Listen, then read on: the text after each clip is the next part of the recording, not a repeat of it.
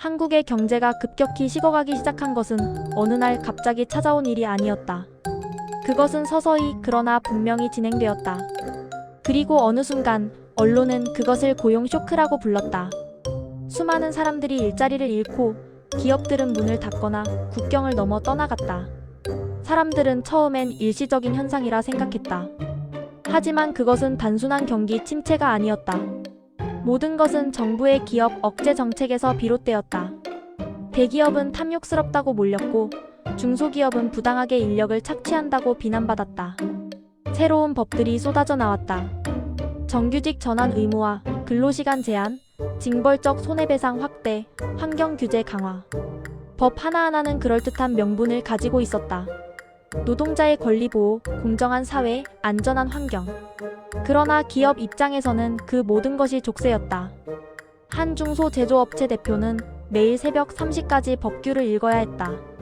바뀐 규제를 놓치면 벌금 수천만 원이 떨어졌고 직원 한 명의 불만이 생기면 고용노동부의 조사가 들이닥쳤다. 그는 어느 날 회의에서 이렇게 말했다.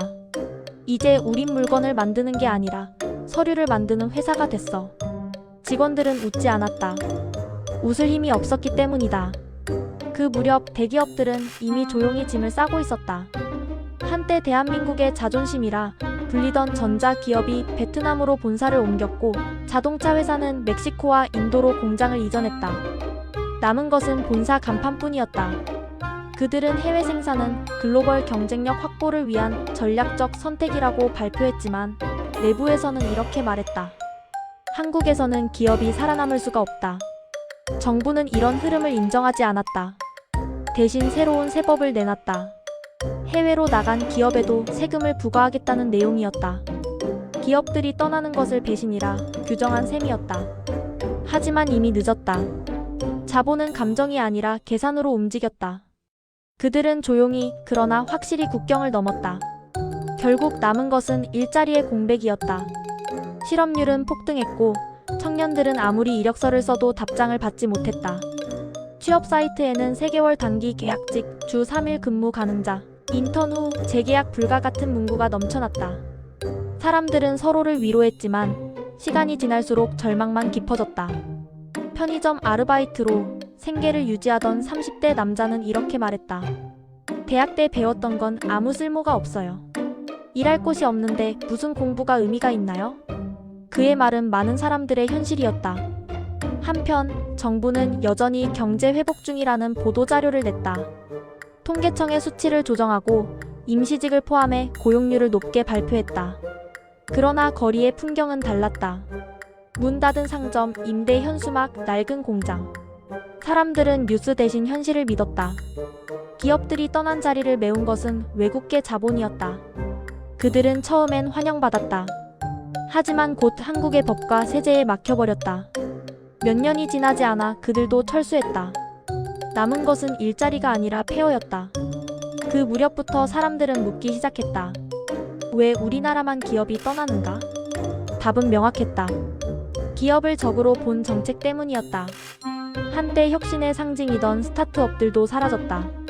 투자를 받으면 세무조사, 고용이 늘면 규제 강화, 실패하면 형사처벌. 도전은 죄가 되었고 성공은 의심받았다. 결국 젊은 창업자들은 실리콘밸리나 두바이, 싱가포르로 떠났다. 한국을 기회의 땅이라 부르던 시절은 이제 옛말이 되었다. 남겨진 사람들은 정부의 보조금으로 연명했다. 단기 일자리, 공공근로, 기본소득. 하지만 그것은 일시적 마취에 불과했다. 생산성은 떨어지고 세수는 줄었고 국가 부채는 급증했다. 정부는 돈을 찍어냈고 화폐 가치는 떨어졌다. 사람들은 한숨을 쉬며 말했다.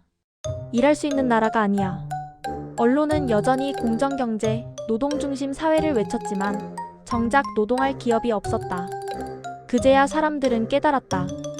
진짜 적은 기업이 아니라 기업을 적으로 만든 제도였다는 것을. 겨울이 오고 공장은 조용히 불을 껐다.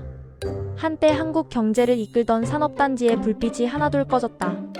남은 것은 차가운 바람과 빈 주차장뿐이었다. 누군가는 그 풍경을 보며 이렇게 중얼거렸다.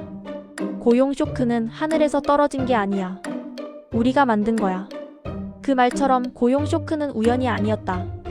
그것은 지나친 규제와 불신, 그리고 기업을 억누른 결과였다. 한국은 일할 의지가 있는 사람들로 가득했지만 일할 기회는 사라져버렸다. 그리고 그때서야 사람들은 뒤늦게 외쳤다. 기업이 떠나면 나라도 떠난다.